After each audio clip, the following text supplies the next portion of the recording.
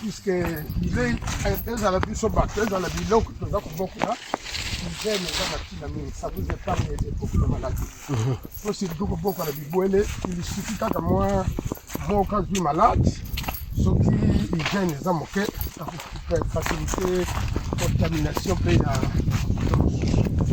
là soki ekoti épidémie en moins de temps boperdre nyonso boza nango. Donc banzete ya baarbre fruitier comme tel eza mingi te.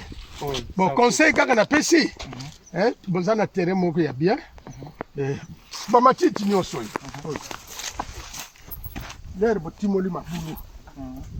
Je crois nayebi te na zamba lere boyaka nalobelaki mingimingi mabulu ya kolonela baarbre fruitier ezala plus ou moins na 80 cm de circonférence, plus 80 cm de profondeur.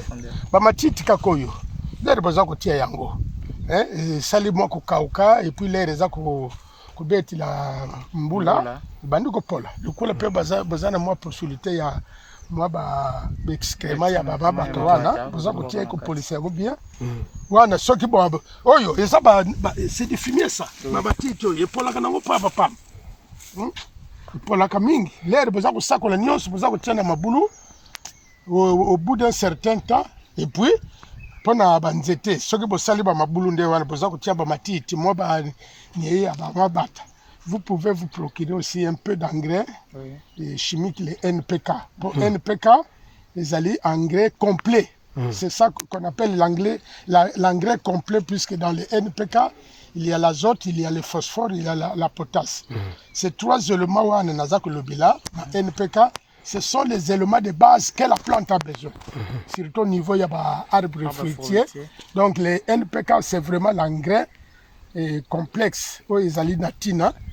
Et beaucoup là, c'était, disons, ils appellent développement ok. Donc les NPK, ils ont engrais moko composé, ils ont natina mingi, surtout pour la banzete.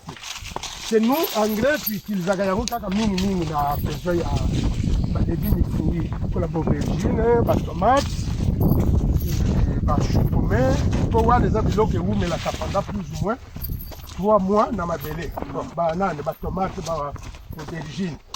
Ce qui végétation, ça vous prend, ça peut vous prendre. Ce qui suivez les animaux sur le plan, il y a amendement, traitement, ça peut vous donner la production pendant même.